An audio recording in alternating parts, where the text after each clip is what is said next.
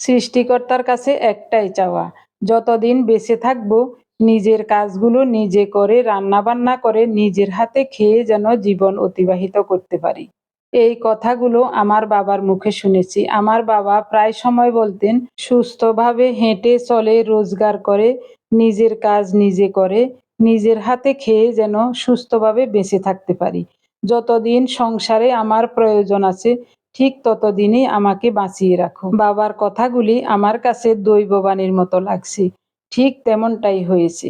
আমার বাবা ছিলেন প্রাইমারি স্কুলের হেড টিচার, পাশাপাশি হোমিও ডাক্তার। খুবই ভালো চিকিৎসক ছিলেন। চাকরি থেকে অবসরে যাওয়ার 15-16 বছর পরে বাবার মৃত্যু ঘটেছিল। মৃত্যুর আগের দিন পর্যন্ত আমার বাবা নিজের চেম্বারে গিয়ে রুগী দেখেছিলেন এবং আসার সময় বাজার থেকে নতুন একটা খাসি কিনে ওই খাসি ভর্তি করে শীতকালীন সবজি কিনে নিয়ে আসছেন। ফুলকপি, বাঁধাকপি, বেগুন, টমেটো, আলু, সিম এইসব কিনে খাসা ভর্তি করে একটা রিকশায় চড়ে বাড়িতে আসছেন। কি ভেবে যে বাবা এত সবজি কিনেছিলেন ভগবানই জানেন। ওই সবজি দিয়ে বাবার 7 দিনের রান্না বান্না এবং অনেক আত্মীয় স্বজনের খাওয়া দাওয়া হয়েছে। তখন এই কথাগুলি সবার মুখে মুখে ছিল। বাবা মাকে খুব ভালোবাসি, তাই নিজের অজান্তে মনের কথাগুলি বলে ফেললাম, কিছু মনে করবেন না।